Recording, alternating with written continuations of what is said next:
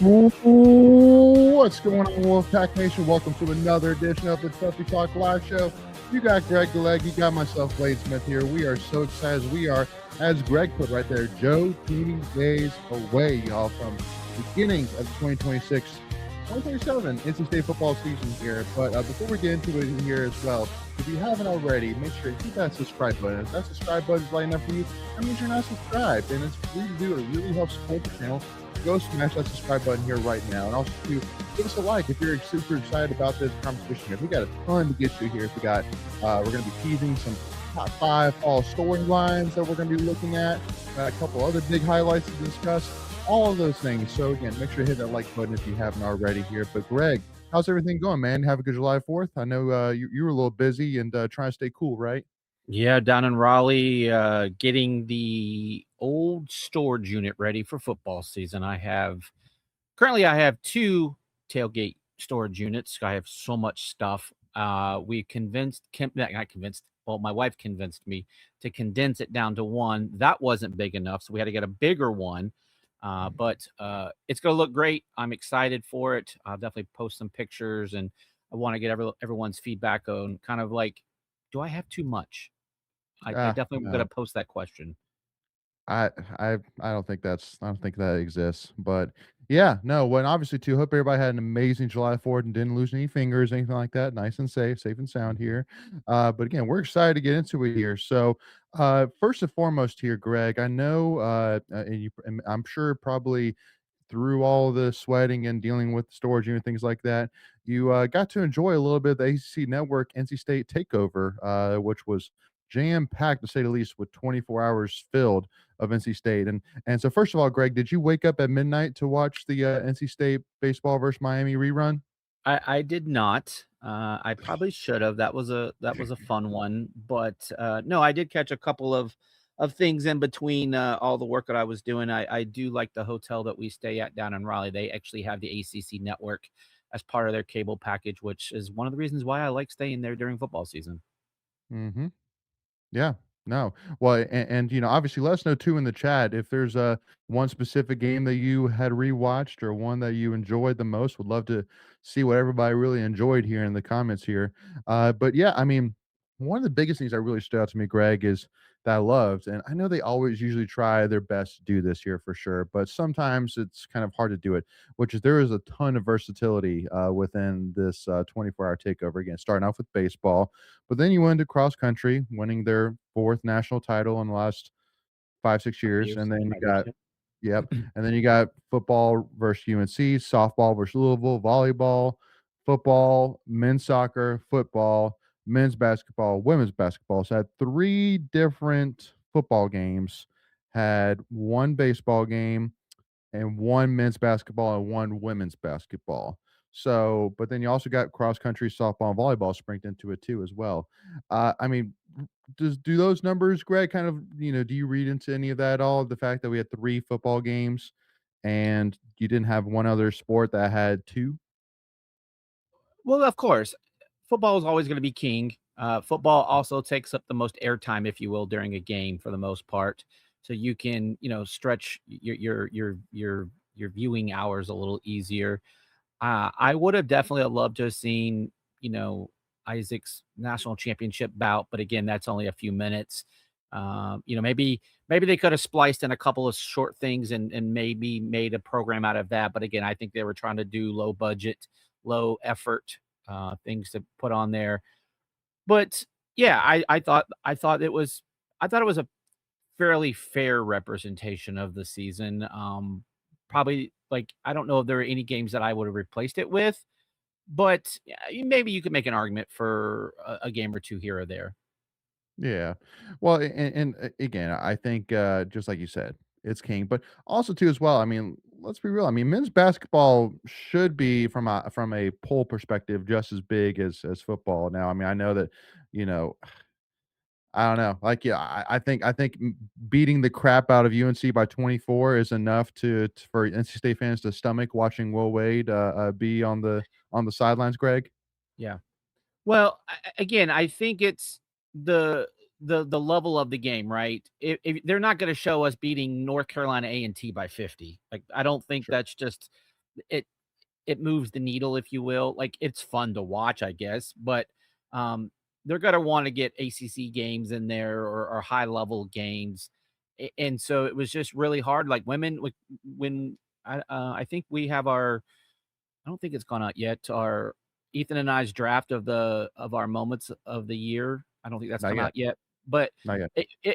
well, when it comes out, I would definitely, move people over to watch it. But we kind of had some trouble getting like a non-championship moment, if you will, just a run of the mill game. And I'm not gonna spoil it, but we had some trouble finding a couple of things in there. Mhm. Yeah. Yeah, definitely, make sure to stay tuned here, and again, that's also too a big benefit of what, subscribing does for you, Wolfpack Nation, is that you're notified whenever we release new episodes, which as if you haven't been able to tell, we definitely are putting out a good bit of content here, and we are excited about it and hope that you all are enjoying it as much as we are making it. So, but yeah, no, let's see. So with that being said, though, I think that it's especially like the Florida State game, I kind of chuckled even rewatching that game, Greg, because I know that starting the season, everybody's hooting hollering once again about that Florida State uh Alabama game. And Yeah, it's just a full circle moment, I think. Just I don't know, just I guess I guess I was a little bit surprised, I guess is what I'm saying, in the fact that it sure. was listed as a highlight. But and it's more of probably honestly just because of the fact that I believe, what was it, that there was 2 muff punts from that Florida State team.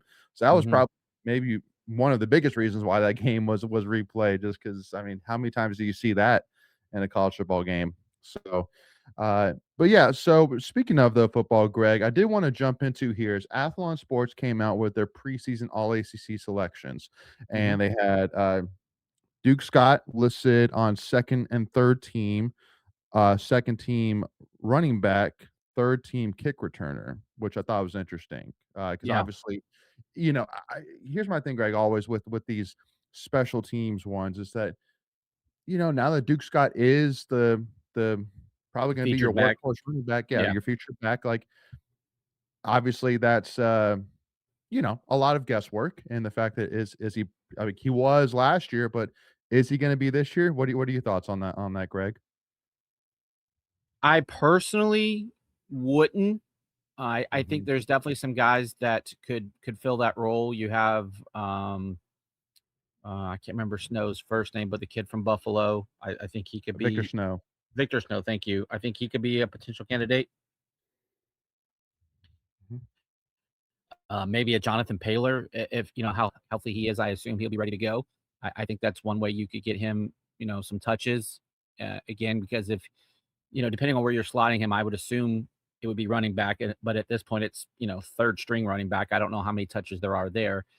I definitely think there's some candidates other than Duke Scott, and I would prefer my lead running back not to be taking unnecessary hits.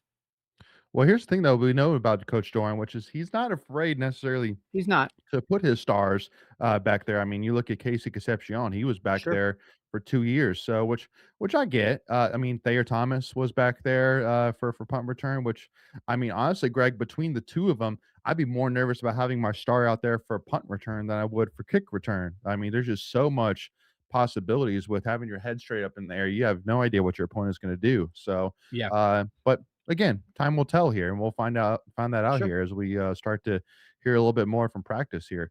But Yep. so yeah, just to kind of finish out the list here. So Duke Scott, second running back, second team running back. Duke Scott, third team kick return. CJ Bailey, third team quarterback. Spike Souls, third team offensive line. Harvey Dyson, third team linebacker. Teague Anderson, fourth team offensive line. Brian Nelson, fourth team defensive back. So, Greg, were you giving that reaction for CJ Bailey? I'm assuming a third team. Yeah, I would assume they have Mensa as 1 and the kid from Cal as number 2. Is that what they're rolling with? I don't have that in front of me. Just where Okay, NC that's State fair. fans land. That's fair. I think Brian Nelson's a little low. I think he has the potential to be a really I mean, he kind of broke out last year, but I think he can really elevate this year. Again, I haven't looked at all the defensive backs and who's out there that could be ranked ahead of him. I'll be honest, I'll probably start getting into football mode here in the next week or so as we, like you mentioned Joe Thuney. I need a little bit of decompression by the time baseball season is over to, take about a week or two, maybe 3 weeks, and then I'm like, okay, now I'm gonna start getting ramped up back into it. But yeah, I would be curious to look at the names on those to see, and then just do a little deep dive on those names to see if they kind of check out. But I definitely think there's a couple of guys on that list that could be in line for some big seasons, and if things go right, they could elevate their status on those lists come postseason time. Yeah, well, and again, too, a lot of it just, I think CJ Bailey, extremely well what you're going to get. So I think honestly, third team quarterback for what he's done compared to the other two, sure, I can swallow that pill. For now. For now, exactly. No, no, just where we at right now. Yeah, now in terms of where he can be, sure, yeah, he can. Sky's the limit for CJ Bailey if he plays as Mhm. well as we expect him to play. But again, the problem is that there's still so many pieces around that style also need to get themselves worked out too as well. But like, Yeah. I mean, Duke Scott, he's stepping into the feature back. Feel very confident, which is why also too I think that that's why you see him as second team running back. So honestly, he was actually probably the one I was most shocked, just because the fact that he hasn't been a feature back yet, and so Mhm. there's definitely a Well, lot he of belief flashed. there. Yeah, he Yeah, definitely flashed he in a couple flashed. games. Yeah. Oh, there's no doubt. There's no doubt. Like, so from an NC State fan, sure, it makes sense why we're high because we obviously drink those couple of moments in, we drink all Mhm. that Kool-Aid. Mhm. But from a national perspective, it was like, okay, like obviously it's good to see even the national people's noticing those flashes as well. But yeah, Brian Nelson thought should be a little bit higher. Harvey Dyson is kind of another one where again, and here's the shocker here, Greg, us as NC State, fan podcast, we're going to think every single one of these are a little bit low, right? We're just Mhm. going to Of be like, course. all these guys should be first team All ACC, right? But again, this is a guy in Harvey Dyson. Again, we'll talk more and we'll break down these rosters here as we get a little bit closer here to the season here. But again, this is a guy that now has college football playoff experience, Mhm. and can play an extremely high level that really pops in terms of his tape. So, uh, and he can be the lead, one of the big leaders and one of the big breakouts of this team, honestly. I mean, you know, Well, they're he's counting a another lot on guy. him. Yeah. Oh yeah. No, there's no doubt about it. So, but time will tell here. But it sounds like no real big gripes from this list, besides just Brian Nelson, probably a little bit higher. Anybody that was left off? No, not really. Again, I think this is gonna be a team outside of, Wolfpack Nation's gonna be a team of, unknowns to a lot of college football type people, just because a lot's not really expected of State this year, though I think they have a potential to, I hate to use the word sneak up, but I think the schedule can be very favorable, and if guys Mhm. come together as different units on this team, I think that it could be a good season. I Yeah. definitely think it could be, but I also have to be reserved because there's been years where I'm very high and we don't meet expectations. Yeah, sure. Well, so with that being said, Wolfpack Nation, we're going to jump into a brand new segment here that we're excited about here, which is called the Hot Take Countdown.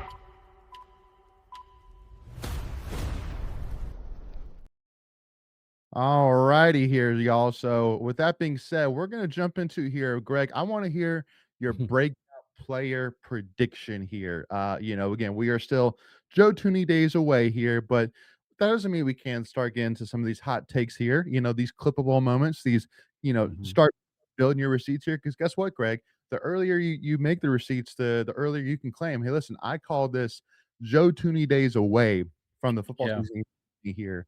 So, uh, so here to give you a second here, Greg, unless you're ready to rock and roll here, but I think I give me a got one.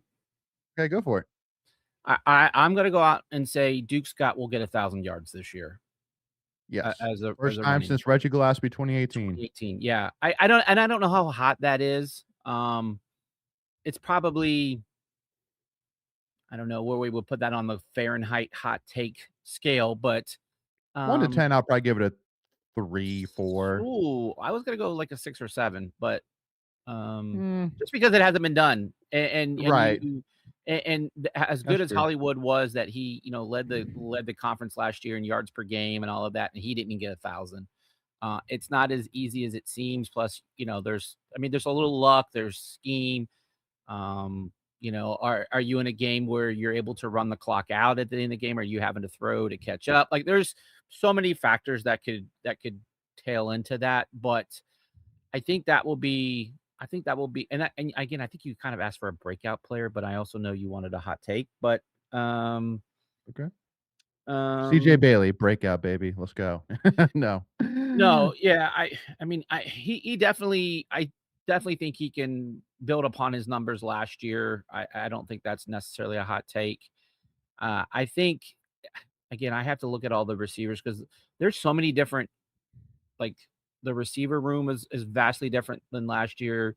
The tight end room is completely different. You have Mhm. to replace 3 tight ends there. You had to replace 3 wide receivers. So I kind of need to just dive into the roster a little bit and maybe Mhm. come up with something a little crazier. But that's where I'll go for now. Yep. Super, That's not fair. super hot, but it's fairly warmish. Yeah, no, absolutely. My first one, I'm gonna go with a guy that I put as the breakout for last year. That's Jonathan Paylor. Like I mean, he was a guy I was drinking all the Kool-Aid for last year, and was so excited about what he was going to accomplish for last season. And obviously, had a knee injury that took him out for the season during camp, so which was a huge heartbreaker to say the least here. And especially looking at last year's team, it was a big question of where was he going to fit. Now I think there's definitely even more of an opportunity for him to fit this year, as there is so many questions of outside of Duke Scott, who are going to be CJ Bailey's guys this year. And Paylor's a guy now that has what 2 years at NC State. Yeah, with nothing. I mean, And he's done nothing, and again, not all his fault. I mean, he was redshirted his no, first year and injured last year, right. but I don't know. Like, if What he does what anything, he could be a breakout player for sure. what? Because I mean, really comes down to Greg. I mean, like 2 years ago, I mean, really over the last 2 years, just it's been well, specific. Last year we won't blame on him. He was out with an injury. Can't do anything about that. 2 years ago, a true freshman guy, and you were playing with Casey Concepcion, Noah Rogers, Wesley Grimes, Just Jolie, you name it. Like, where was he going to fit?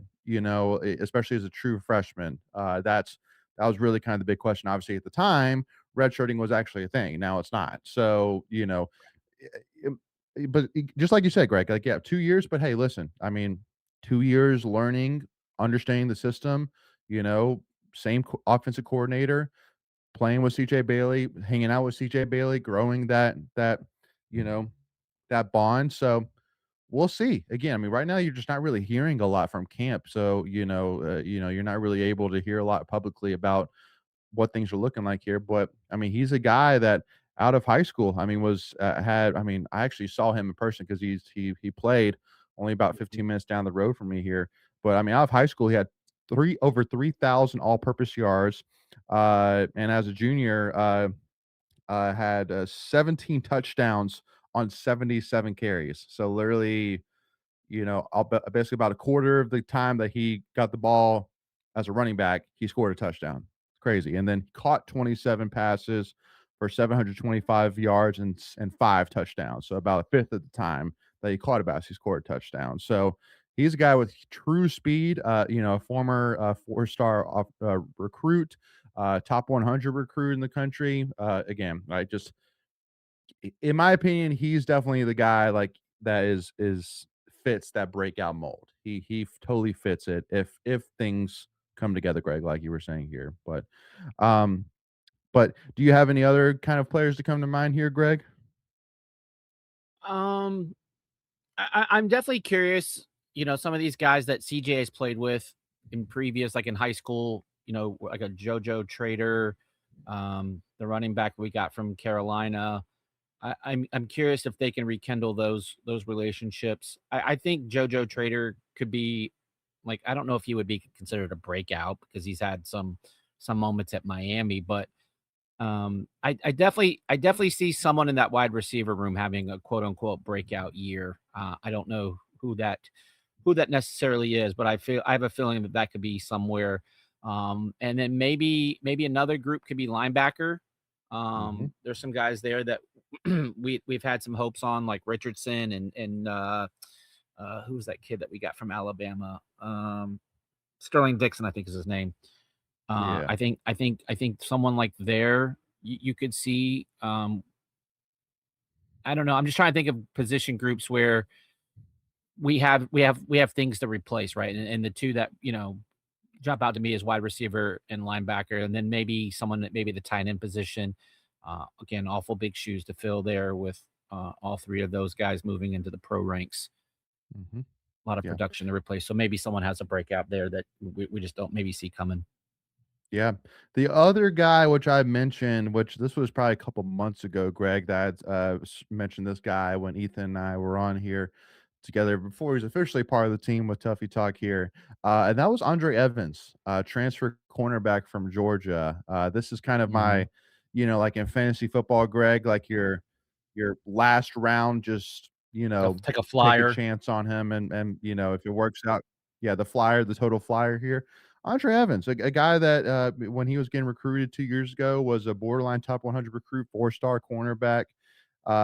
Spent 2 years at the University of Georgia, which, as you and I both know, Greg, if They're you get fairly good. recruited to the University of Georgia to play defense, especially defense, that's, Yeah. that says a lot for sure. So you bring the guy over, and unfortunately last year in April 2025, he suffered I think it was a UCL injury, had to go through surgery, knocked out for the season.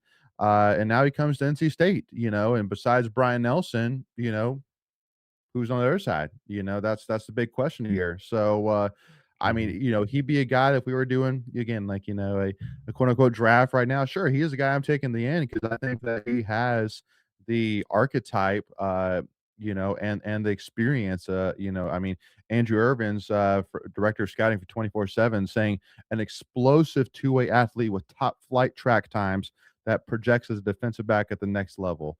So a guy that again brings a lot of speed here and a lot of height too as well. So we'll see what comes with him. But Andre Evans is named to look out for Wolfpack Nation, in my opinion here. Yeah. Uh, any other hot takes here, Greg? Here before we jump on over. No, I'm definitely curious as how King Mac is gonna kind of play out on this team as well. Hmm. Another big name transfer. Again, I don't think he's quote unquote a breakout guy, but he could be. He had he started all 13 games last year for Penn State, but I think he's another guy that could, again, not necessarily quote unquote break out, but just be better just because of the role he'll be playing here, Yeah, vice at Penn State. But yeah, yeah. And I see we got MB24 in the chat. What's going on, fellas? And Michelle, as always, good marvelous Monday evening, Wolfpack Nation. Yes, absolutely, Michelle. Appreciate you. And let us know in the comments too, as well, y'all. Who are your predictions for breakout player here for this upcoming football season here? But I do want to also plug too, as well, our man Ethan here, and because I mentioned him becoming part of Tuffy Talk team, and one of the things that we have loved so far is his amazing members only content that he's been putting out. 3 videos a week to our members only. It's on our Patreon, only $5 a month, so less than a cup of coffee. And again, you get 3 videos a month, so which is 12 videos for only $5. And on top of that, too, you also get access to our members only rumor chat too, as well. So if we're hearing anything Wolfpack Nation, we will make sure to share it right there as well. So a little bit of insight and also too, a little bit of fun too, as well, in terms of thoughts on commits, in terms of predictions, you name it. Members only, Patreon, $5 a month. Link down in the description. Make sure to go and sign up here today. So, with that being said, Wolfpack Nation, here we're gonna jump on over back here to our non hot take countdown here to talk about here. In my opinion, Greg, I put together a list here, Greg, of my top 5 fall storylines. So this is not baseball, it's not basketball, it's only the sports that are here coming up here for the fall here.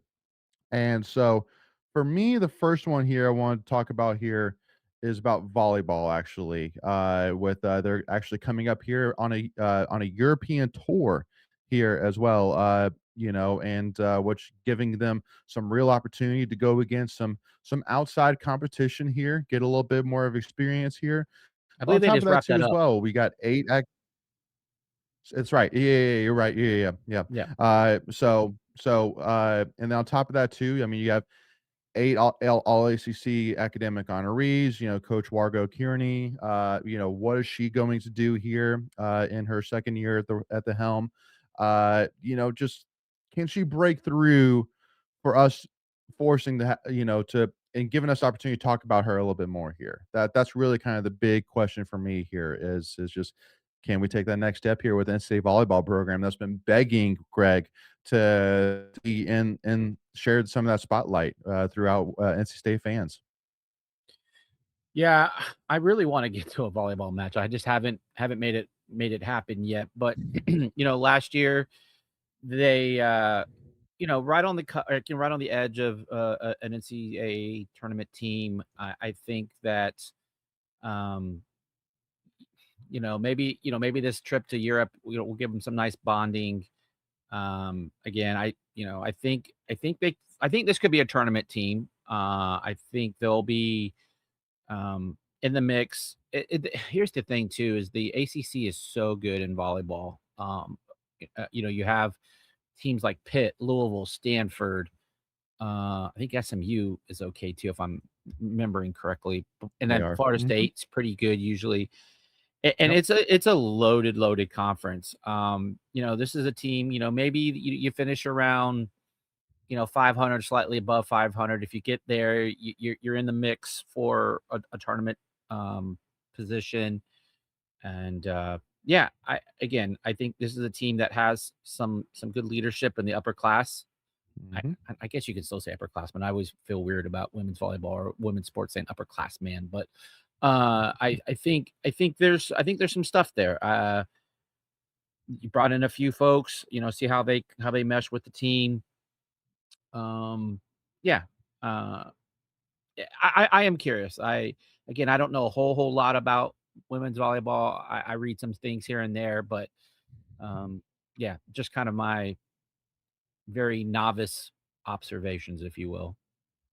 Yeah, I mean, exactly. It's unfortunately a little bit tough right now. Just you know, new coach. There's been some opportunities, been one or two highlights, season. An upset or two things like that, but just really kind of breaking out. And Mhm. like with men's soccer, even like softball, still waiting on them to truly kind of break out.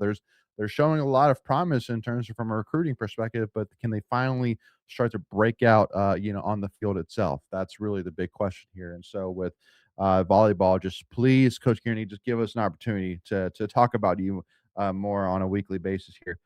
Number 4 here, which again, keep in mind here, I think there's only 5 sports that play during the fall period anyway. So no shocker here. Pretty much each one of these is pretty much each of the sports here.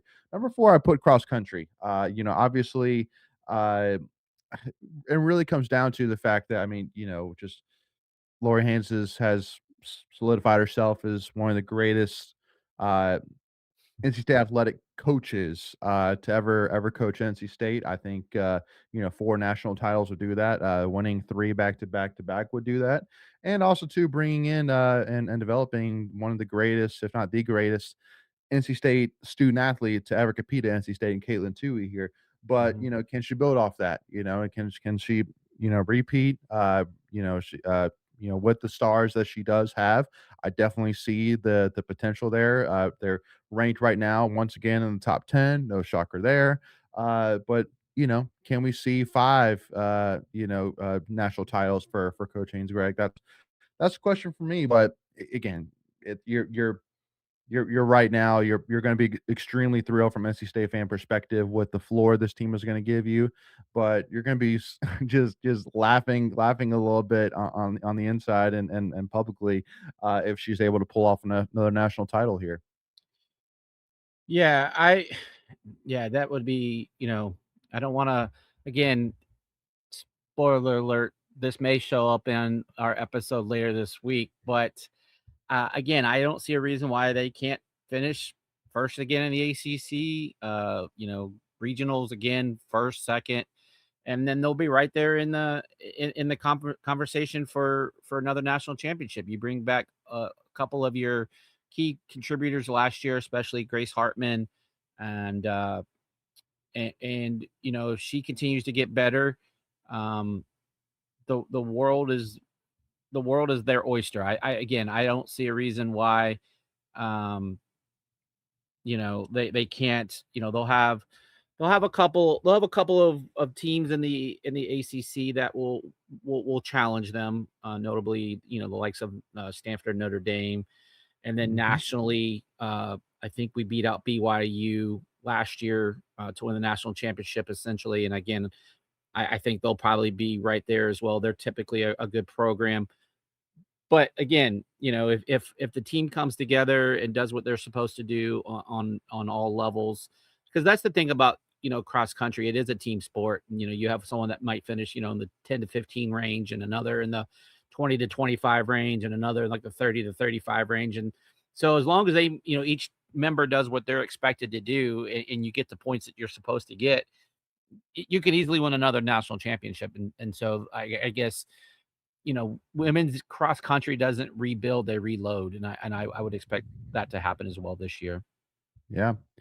Yeah, another name too, which I don't think you mentioned her name, but Hannah Gapes was named to the New Zealand's World Athletics Road Running Championship team. So definitely somebody on our team that brings a lot of you know um, resume with her. And so again, just like you said, Greg, I think that they're well ready to do it once again. Just can they go do it? Which is why I put them in number 4 because in my opinion, it's like it's not a really huge question in terms of it's really gonna determine one way or another, and, good for them for getting in state cross country to that point where it's not even a second thought to me of can they compete for a national title? Absolutely, they can. That's Yeah, not and I even a think, question. and again, real quick, I think the men are going to be fairly decent as well. I think they can finish anywhere from 10 to 20 nationally, and top 3 or 4 in the ACC, a program that Mhm, continues to get a little bit better each year.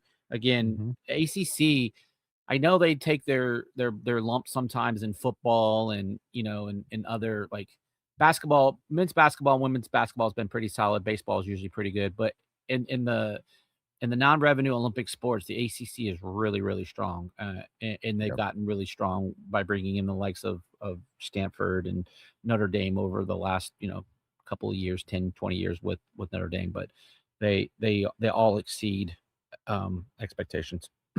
yeah. The number 3 though for me is NC State women's cross country. Specifically, what can NC State women's soccer do fine Well, with you said a hold on. Which one? You said cross country again. You meant soccer? I'm sorry, women's soccer. I apologize. Okay, Yeah, so we were gotcha. talking about women's soccer here. Can NC State women's soccer, thank you, Greg, All good. finally break through with a talent like Jade Barlow, who last year was second team All ACC, had 10 goals in the 18 regular season games, scored in 5 consecutive games last season, the second longest streak in program history. Jade, who has trained with the U.S. Women's National Team. Again, and obviously fully understand that soccer, especially right now with the World Cup going on, it's an 11 player sport. Completely understand that, but definitely having one stud can take you a good, a long ways. Now, can we finally bring the pieces behind her with this second year head coach and get back to being a consistent or even at this point just being an ACC contender, being an NCAA tournament, thorn and team sides, things like that. I really just want with this program, especially what we're seeing now with men's soccer. I just want I want women's soccer to capitalize. Right now soccer is hot right now at NC State, and you have to give all that credit obviously to the men's soccer side. But hey, why can't women's soccer build off of that same fire too as well? Yeah, you saw last year where they struggled early in the season, especially scoring goals, and then they progressively got better as the season went on. And you're hoping, kind of how they closed out last season, that they can continue that momentum into this season. Um, if they can score, and again, it seems very simple and simplistic. I get it. If you score, you have a chance to win. But if they can find scoring depth and they get good defense and good goalkeeping, again, they have a chance, right? As I mentioned, the ACC is so good in women's soccer. Did FSU win it all last year, or they were in the championship? Yes, Or they won it all. yeah, and again, you've got the triangle teams are very good in women's soccer. Historically, Carolina has been a dominant program. Again, Wake Forest is really good. Like the state of North Carolina as a whole, outside of college soccer, but as a whole, It's soccer ridiculous. is a very very yeah, ridiculous is probably the best way to say it. So Mhm. there's just an immense amount of talent in the state, but it just depends on can we just continue to progress under this leadership and again, you got some players that have stepped up as a little bit more, um, have been in the program a few years, so you got some good leadership. And again, the Mhm. hope is that you can carry that momentum that you had late last year. I mean, you had Florida State on the ropes last year and could have won that game, should have won that game, Mhm. and you just didn't get it done. So if you can finish, and I think if a team has a mantra or a slogan, I think this year's for women's soccer should just be finish. Just finish what Yeah. you start, and play your 90 minutes, and good things will happen. Yeah, exactly. Number 2 for me is I mean, it's another one with men's soccer, and it really is just the easy question of can NC State, continue to thrive without Donovan Phillips? For me, that's really all it comes down to. And I mean, I think now, I mean, with Mark Hubbard, I don't really see any reason why you doubt him or the depth on this team that you have. But obviously, losing basically the men's soccer equivalent Heisman Trophy, Greg, I don't think it's a unfair question to ask of, can NC State supplement and get back to competing in, top 10, top 5 in the country without Donovan Phillips? Yeah, you lost him, and I can't remember the other guy's name. It was kind of a foreign name, but he was basically defensive player of the year. Um, I just can't remember his name. Um, but yeah, I it's gosh dang it, Markovich, was that his name? Markovich, yeah, I there you think I go. think I think it is. Whew, pulled that one out of somewhere. But yeah, so you have so much to replace there offensively and defensively. Um, do you have guys that will step up? It Soccer is kind of one of those sports. It's kind of you really have to dig for information. It's just not kind of readily available. Sure. But I don't know what we did in the transfer portal. Hopefully, we brought some guys in that can step up and do some good things. Um, yeah, again, I I hate to say it, and again, I don't want to doubt this program, but when you are a national runner up, only thing that you can do better is win it. And so it almost feels like, and again, I will say when we would have had this talk a year ago, I don't think any of us would have said that State was going to be playing for a national championship in soccer, unless you were within the program and you believe in what you do every day, and you have that mindset. But as a fan, especially me as a casual fan, and I'll be the first to admit it, I didn't have that on my bingo card or radar that we would be playing for a national championship. And so where I'm saying is, unless you're winning it all, it feels like you're going to take a step back. Right. And can you meet what you did last year? And it's gonna be awful tough. But with a coach like Mark Hubbard, I think he'll have his guys ready because again, no one saw playing for a national championship in year two of the Mark Hubbard era. No, absolutely. Uh, so the number 1 for me, obviously, is the thumbnail of this live show. Is this Doran's year? Is this finally the year that Coach Doran can finally break through, get that true, unequivocal, can't argue it, 10-win season? Can he get, to an AC championship appearance? That's the storyline. Obviously, you could talk about it, but that's let's be real, Greg. Like, CJ Bailey aside, whatever. This is Coach Doran's, let's see, 14th season here. Yeah. Can this finally be the year where he breaks through? So I think that, the schedule. Like, we've talked about it in other episodes and other live streams. He has a schedule set up for it. He has, and It's we'll talk favorable. about it. It's favorable. We'll talk about it here in a tweet of the week here, but he has a very experienced team. And he also too has one of the in national media is talking about it, one of the top three quarterbacks in the ACC. So you take those three things together, Greg. I mean, you got to feel like it's definitely not a non. It's definitely not a 0% chance. It is a definite possibility. Well, when you say definite possibility, that makes it a little bit stronger of a statement. But I, Sure. I I get I get where you're going with this. It's tough. I mean, you kind of again when you're looking at national pundits and prognosticators and all of that. Look, they know as much as we do at the end of the day. Maybe a little bit more. I don't know, but I the question, and we'll definitely get into it as we get a little bit closer to the kickoff, and we'll have ACC media days here pretty soon, and we'll get some sound bites and all of that good stuff. But I think I think again the question becomes is what are you going to do on defense? I think this Mhm. team will score. We talked about some areas of concern offensively in skill positions. Um, how much are you putting on CJ Bailey's shoulders or on his arm or his legs? And gotta be he's gotta be better. I mean, he wasn't bad, obviously. If he was bad, he wouldn't be here for year 3. But there's definitely things that he has to clean up. He has to be a true leader. He has to play good sound football. And you're gonna have to find, some things that work and you do really well and you excel. Mhm. Um Yeah, I don't know. Like, again, we'll talk about it, but it feels like it's Miami and everybody else. So Correct. you're really fighting against everybody for one spot instead of, for 2 spots, if you will. Um, Mhm. and then you have all these crazy tiebreakers. I mean, you saw like Duke and Virginia got in last year. Uh, and you had Duke with two ACC losses, but there was 5 teams that had 2 ACC losses.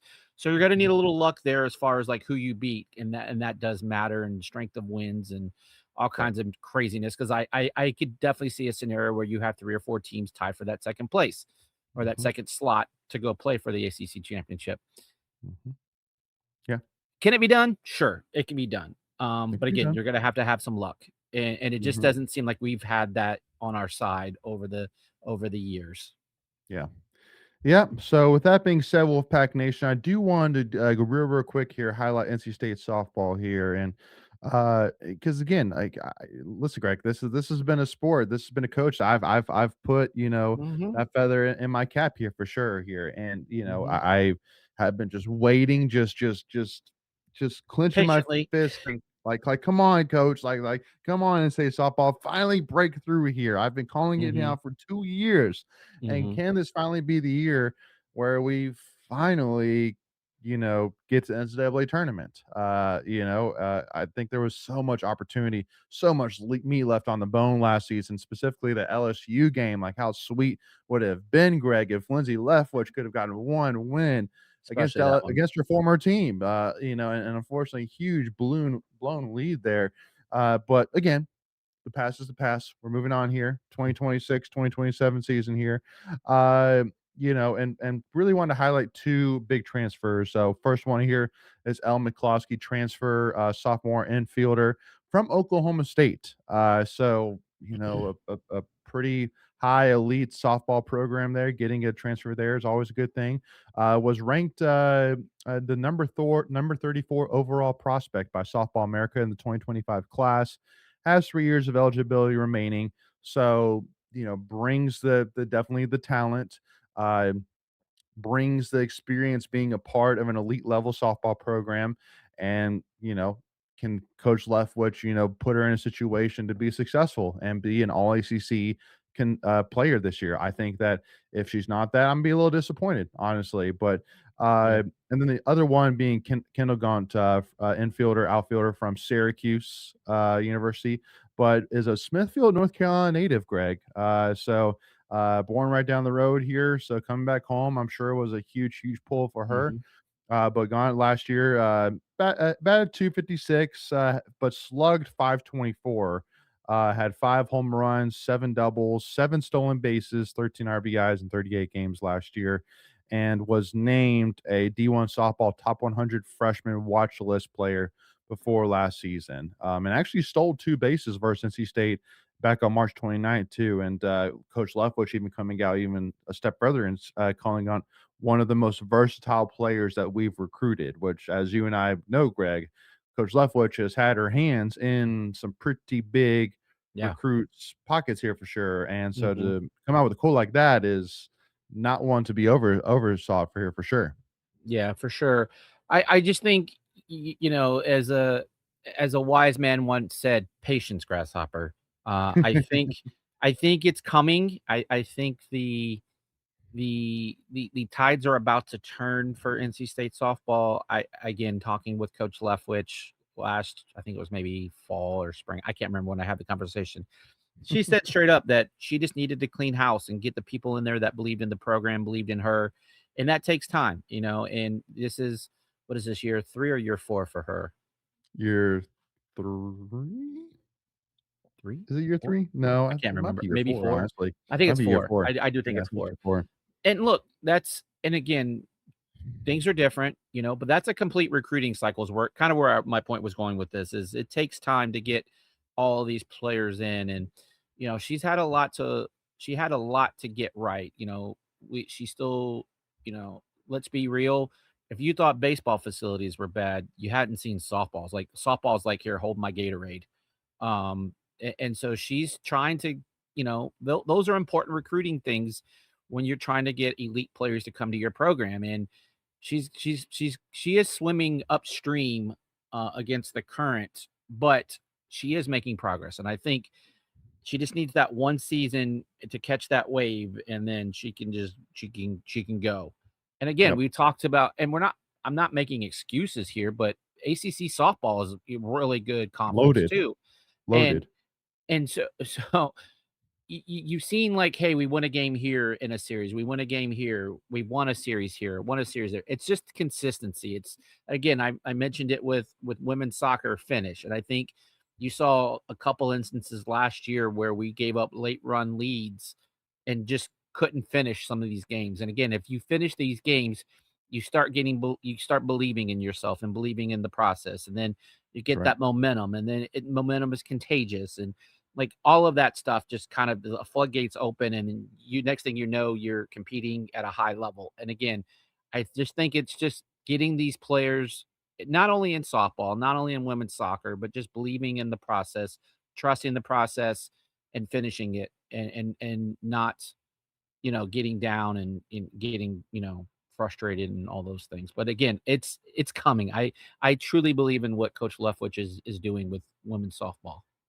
Couldn't said it better myself here, Greg. I'll let you be the ending of that here. So we're gonna jump on over here, Wolfpack Nation, to one of our favorite segments here, tweets of the week.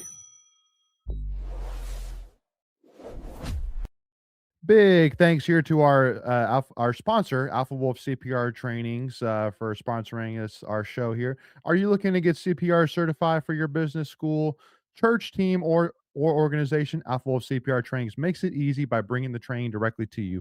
Alpha Wolf CPR Trainings is an American Red Cross licensed training provider offering adult and pediatric first aid, CPR, and AED certification courses.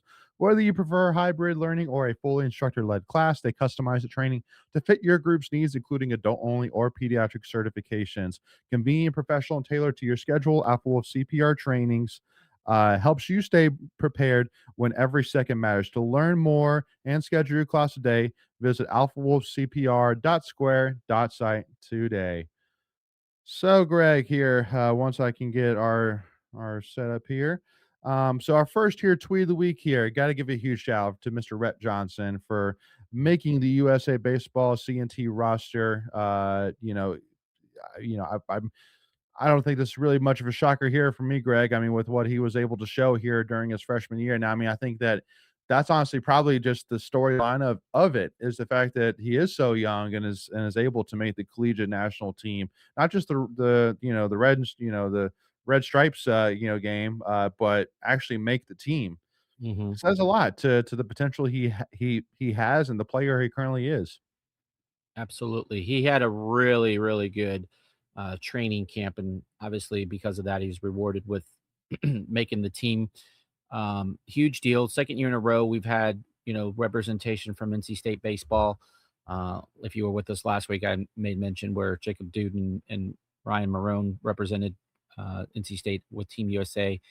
Mhm, And again, just another year where we're churning out good talent, and that he's going to go represent not only the USA but NC State as well. And mhm, super excited to see what he does in the series over in Asia. And I think the Asian community is going to be in for a rude awakening when they see Rhett Johnson at the plate. mhm. Yeah, I mean, highest freshman batting average in the country, Greg, Hmm. 28 game hit streak, now representing Team USA. That's your NC State baseball program right there. Hmm. And in my opinion, really just is going to be one of your building blocks here for at least next season here for sure. And again, we've seen a lot here focus around the pitching side, which I think is a understandable place to go, especially when you lose those two guys you just mentioned, and Duden and Marone. Yep. So again, just huge hats off here to Rhett Johnson here, and excited for him to represent Team USA in the World Collegiate Baseball Championship in Taiwan from July 11th through the 15th here. Uh, Yeah. Real quick, just Go ahead. people would be like, "Oh, you're losing Ty Head, potential first round draft pick in Major League Baseball.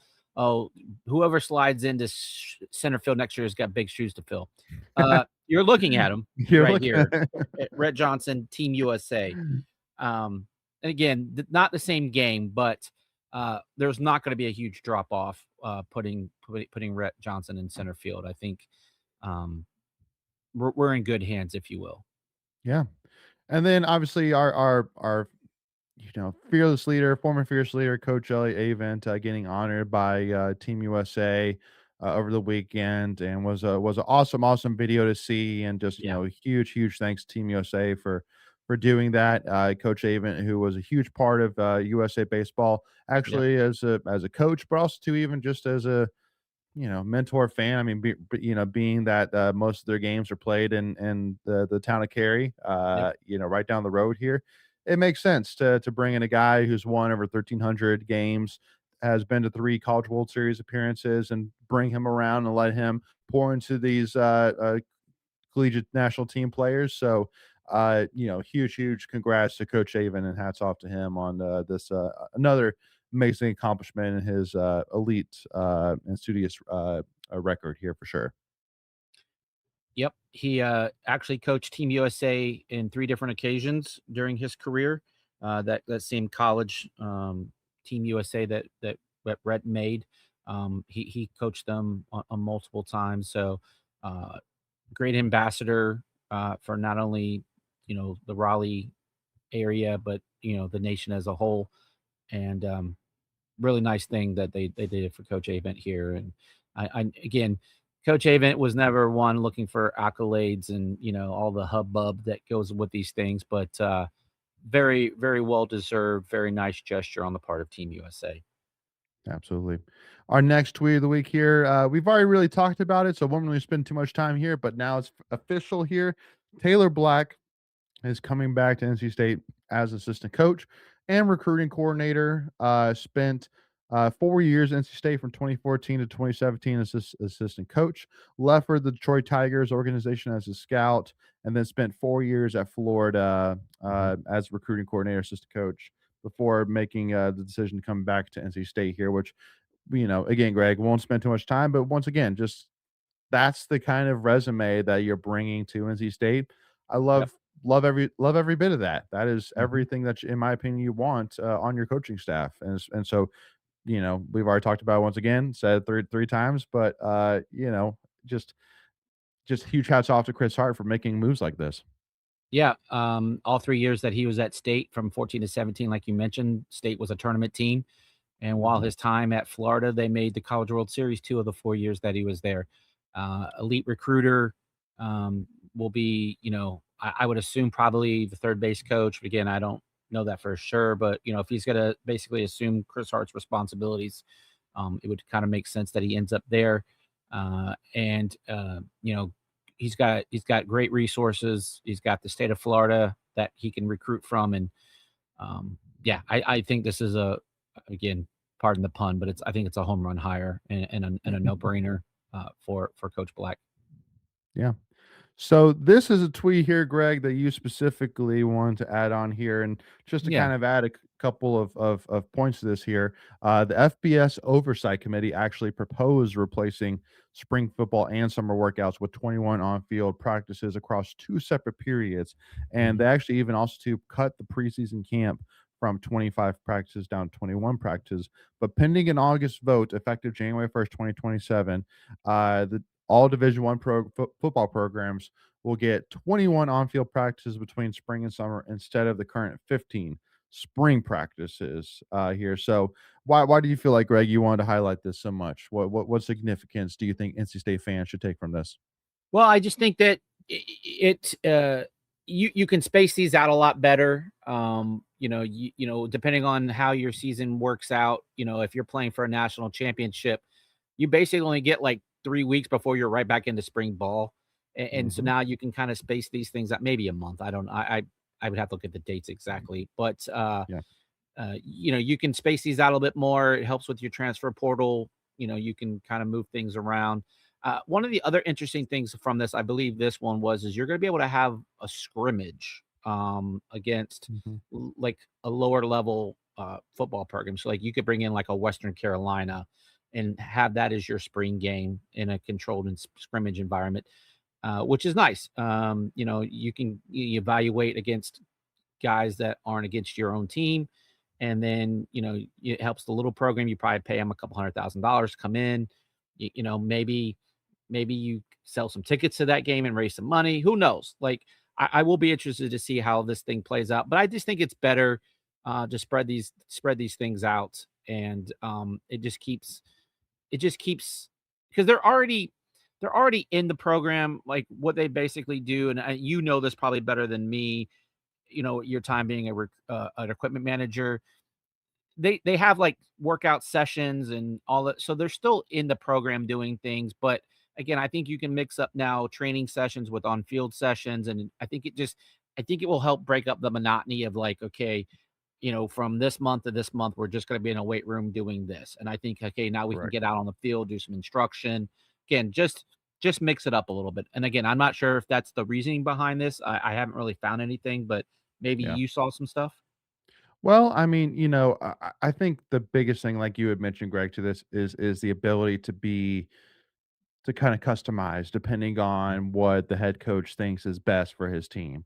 Depending on, if it's a brand new quarterback, for example, maybe you want to focus on giving him, more reps or whatever it may be. Or if it's a team, like you said, Greg, that went deep into college football playoffs, maybe you delay a little bit here to give your team plenty of rest here before getting back in. Just I think that's really the biggest thing really from this, Greg, is just the feeling that you're able to customize instead of feeling like basically you have your spring practices and like if you don't use them, then you're kind of feeling like you're leaving me on the bone, being like, well, why wouldn't I take advantage of every single practice NCAA lets me have? And then same thing with summer. Why wouldn't I take advantage here? Well, now it's basically more of like you're just given a wider window that you can do with it what you will, which I think is great. Now, the funny story here, Greg, which I'll share is, because there's, as NC State, we always, hold to the NCAA, committee and what they want. Is I remember a winter workout around, I think it was probably March, April. It was around the signing day back in the day, and it'd be like one of those like 5 a.m. workouts. But they basically would do some running, and then they would do drills. Well, since you can't have footballs, because if you have footballs, it's considered a practice. They would play with they would do tennis balls. So literally, you'd have quarterbacks like doing drop back drills with tennis balls in their hands, or with running backs where or receivers where you literally be throwing receivers and the receivers would go and high point the tennis balls, things like that. Like things like that, it's just for me, it's still one of those stories that I laugh about in my head, just being like, I mean, hey, listen, again, Whatever, right? it's not considered a practice, but guess what? Yep. Hey, listen, I mean, it's there's one thing of having nothing in your hand, and there's another thing with having something. Yep. Or quarterbacks would use towels that they would wrap up, in a bundle, put tape around it, and they would, hold a football that way. So that'd be another item they would use to enact a football. Obviously a tennis ball you can throw easier, Mhm. but I think a towel like that would give you more of that football feel because you actually can put two hands on it like you would an actual football here. So Yeah. again, just some examples of ways that, in my experience, we've been able to, figure out ways Skirt. to get that work in while still staying to NCAA committee guidelines here. So always love a little bit of flexibility here. Love that. Absolutely. Um, then the other one here, which still staying on the NCAA committee part here, the NCAA has voted to shorten the transfer portal from 15 days to 10 days starting in 2027. So now next year's window will run from January 4th to January 13th. Greg, this is another one you specifically highlighted, so I'll let you have the floor here first. Yeah, another tweak to already what they're doing. I think I think 10 days is great. Just get in and get it done with. Stop dragging out the process. I definitely think that I'm not sure when the national championship game is. Maybe it's probably because I know like the college basketballs, the portal was like the day after the national championship game. So I'm assuming it's probably something like this again with college football. Haven't really looked at the dates yet, like I'd mentioned earlier. Hadn't Yep. really got in football mode, but yeah, just get in. People make their decisions. You kind of know if you're going to get in the portal, you're not going to get in the portal. It just lets coaches get their roster set quicker. Don't drag these things on. Again, now that's keep in mind this window is when you can declare, right? You can actually commit at any point. So Right. if you enter the portal on January 10th, you still may not commit till April 1st, if you will. Like again, you're already in the portal, but I think Right. this will just speed up that process and keep it moving. And I'm sure this is what coaches have been asking for, and it'll just make things a little easier for coaches and roster management. Yep. No, couldn't agree with you more. Our next tweet of the week here is coming from Rico Rico, talking about UVA and how they are by far the oldest team coming up this upcoming football season in America, having 53 players labeled as either graduate students, redshirt seniors, or seniors. Their opponents are have the following amount of seniors, and right there at the top, Greg, of all the opponents here, NC State with 37 seniors here. So I'm sure, Greg, this one stood out to you specifically, and obviously great catch and and seeing that here. But yeah, Yeah, Brandon. 37 seniors. Yeah, I saw it and just it is interesting to see again, we're talking about the portal and roster management and the philosophy that these teams are taking. You see Carolina with 12, they put a heavy emphasis on prep recruiting. 37 for NC State. I think you're seeing a good mixture. It is the highest on UVA's roster. Um, yeah, I it's just again just a different way on teams building their rosters out. Um, Virginia was pretty successful last year, going to the ACC championship game. Mhm. Um, you're getting bigger, stronger guys that have played a lot more football, and you're hoping, with State having 37 of these, again, I haven't done, or maybe that's something we do or have have Ethan do since he's the stats and numbers guy. Yeah. To see like of these 37, how many we project playing a significant role for NC State. Hmm. But it is just something that just came across that I found, okay, that's kind of interesting. Yeah, Is there a correlation to wins? I don't know. It I think there could be something there, but again, it's how these guys are, valued on your team. for sure. Yeah. Yeah. No, I mean, for me, really, I think it's, I mean, let's put it this way, Greg. I mean, like back before the transfer portal, if you had a very senior-led team, that just means that the expectations are really high for your team this year Mhm. because you've been developing these guys now for 4 or 5 years. So, okay, now it's time to see the fruit of your labor kind of thing Right. here.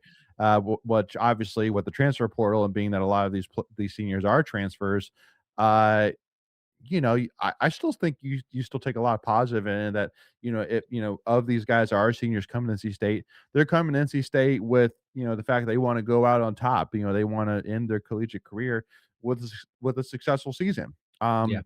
And so, and I mean, I think there's guys here that aren't seniors that that probably won't be at NC State next year here, but going pro, whatever it may be. So yeah, I mean, listen, I think it's always great to have as much experience on your roster as you can, but also tie that in with guys also to have untapped potential from a talent perspective too as well here, Mhm. which is another thing I think with the state that you have here. So the fact that from a numbers perspective, it's unequivocal, you can't argue it, that this is a very experienced NC State football team. Maybe not necessarily experienced at NC State, but experienced in the college football landscape. I'll take that to add to another reason of why maybe this might be definitely potentially Doran's Yeah. year. So, There you go. Full circle. so that's right. That's Well, right. and Full it's circle. interesting, just last thought is when you look at Virginia with 53, that's an NFL roster. 53-man roster is the NFL roster. So if you think Yeah. about it in those terms, like, and again, what is your coaching philosophy? What is your recruiting philosophy?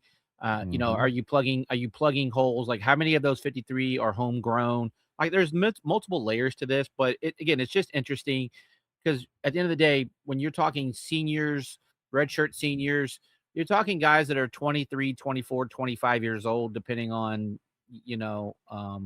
how many years they've been in. Because, I mean, now you've seen guys like with 8, 9 years of college football.